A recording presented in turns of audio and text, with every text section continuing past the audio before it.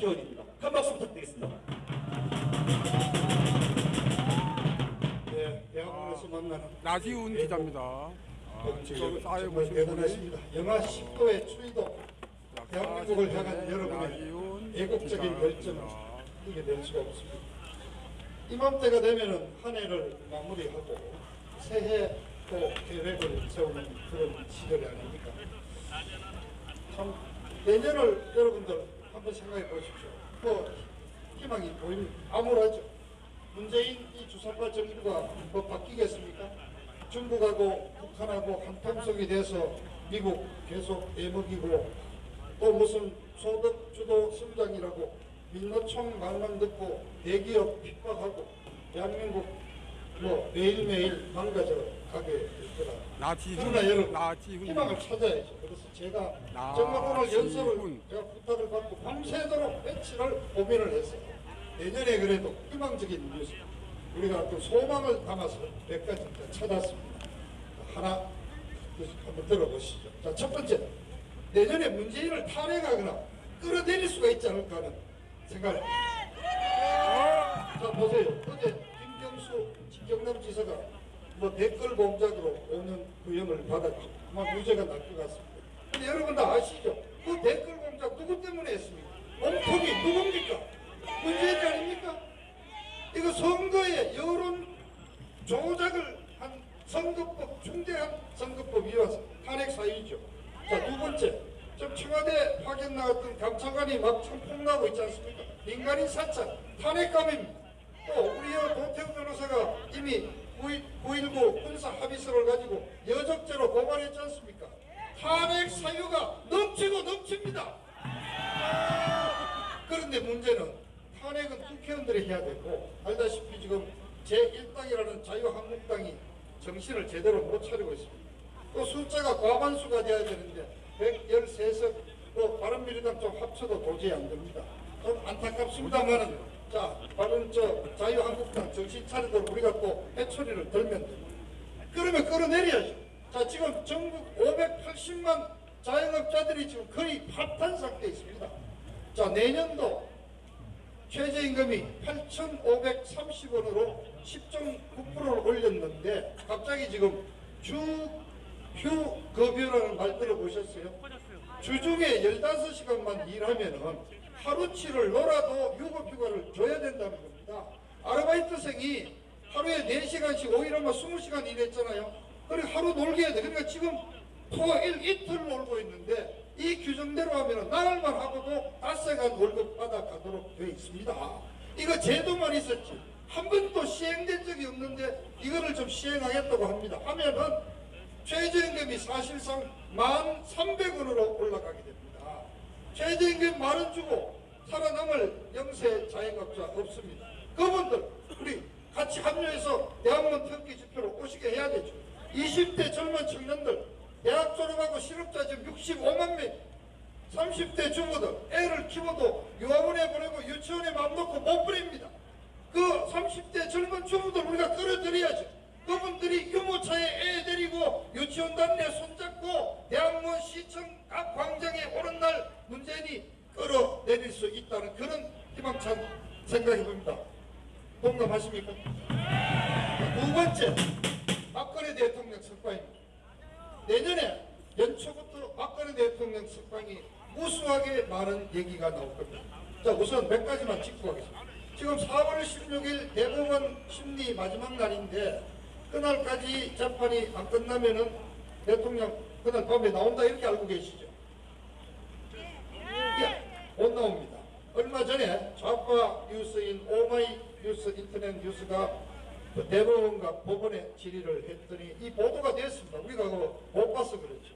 법원에서는 우리는 재판만 하지 석방여부는 우리는 관계없다. 법무부에서는 아니 그건 그냥 부수이다. 왜냐? 박근혜 대통령이 지금 3건의 사건도 재판을 받습니다. 하나는 이른바 국정농단 뇌물캐 가지고 25년이 좀 선고가 돼 있고 또 하나는 국정원 특활비 돈 받았었다고 6년 또 선고가 돼가 재판받습니다. 그리고 또 한 가지가 있었죠.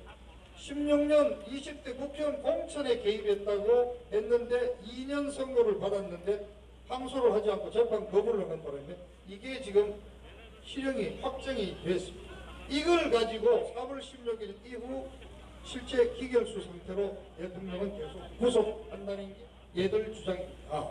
그래서 나오시기가 힘듭니다. 본질적으로.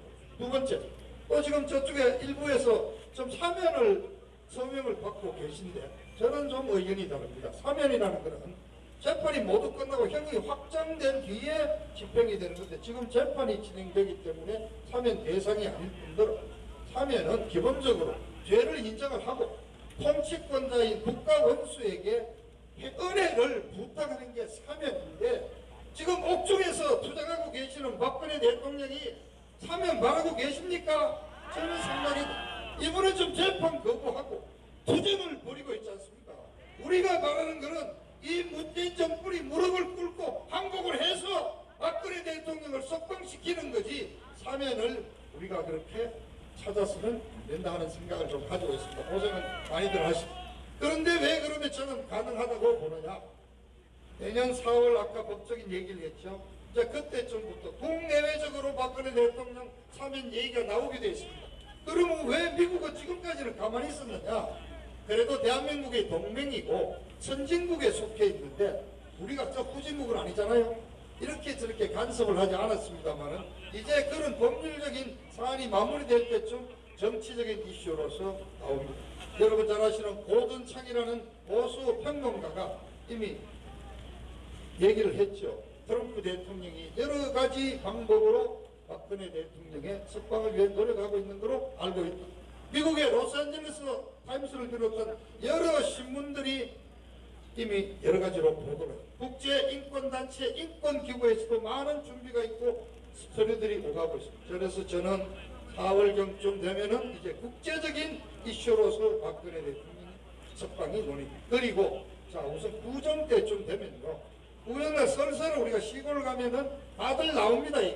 살 만큼만 살았나 한 2년이 만 2년이 다 돼 가는데 그리고 2월달에 자유한국당 전당대회를 하죠. 그때 대표로 나온 사람이 누굴지 모르지만 어쨌든 표를 얻으려면은 박근혜 대통령 석방 얘기가 나옵니다. 이런저런 얘기에서 박근혜 대통령 석방이라는 문제가 내년에 주요 정치 이슈가 되고 결국 나오실 거라고 저는 봅니다. 또 한 가지 전두환 노태우 대통령 옛날 역사 바로 세우기로 들어가셨는데 2년 4개월 만에 김대중 씨는 대통령은 아니지만 5.18 관계에서 사형 선고 받았다가 1980년 12월 21일 미국으로 신병치료차 석방이 됐죠. 그때도 2년 한 5개월 정도 살았습니다. 내년 8월이 마침 박근혜 대통령 수감 2년 한 4개월 정도. 우리나라 대통령 2년 4개월 이상 감옥 속에 계신 분 없습니다.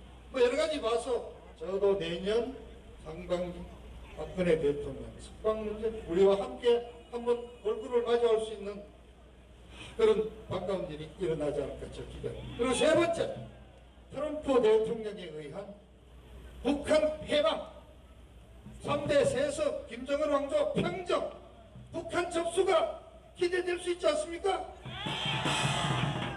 지금 준비가 다 되어 있지 않습니까?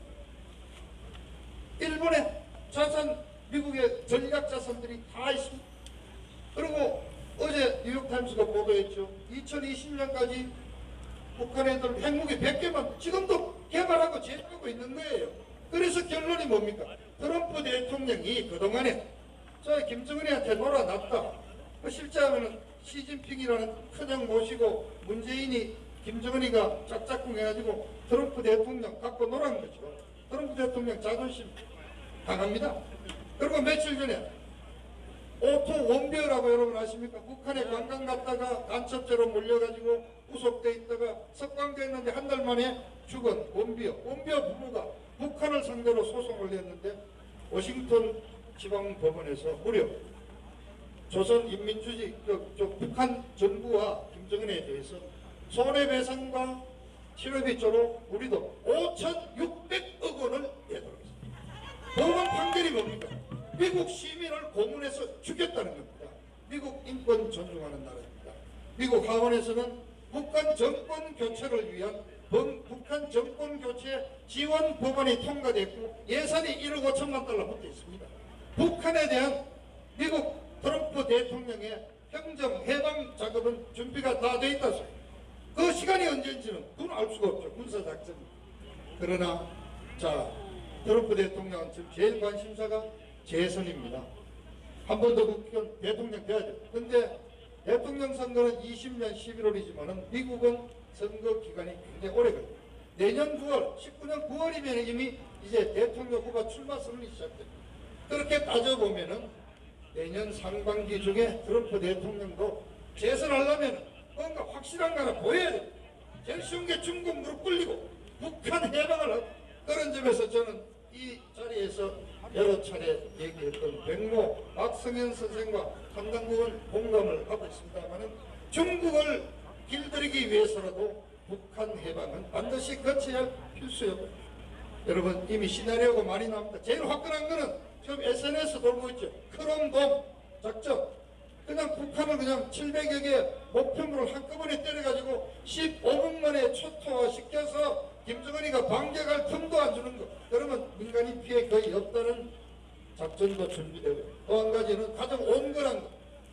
북한 내부에서 내부 소요가 일어나고 밀란이 일어나고 아주 그 민생 놀격은 인민들이 일어나서 어떤 소요가 벌어지고 또는 평양 상류청 권력청 내부의 권력 다툼으로 정권 교체가 일어나고 다양한 시나리오가 있습니다. 왜 힘은 가져야죠? 내년에 그게 가급적 내년 상반기에 일어나서 트럼프 대통령이 군사적 옵션으로 북한을 해방하고 평정하는 사태가 오면은 우리 대한민국도 바로 설 수 있지 않겠습니까? 여러분 이런 최소한 3가지의 희망을 가집니다. 동감하십니까? 내년 상반기가 결정적입니다. 가장 어두울 때가 밝은 빛이 보이는 시기. 위기는 기회입니다. 내년 결정적인 시기 여러분 다 함께 또 한 번 긴 장정을 나서기를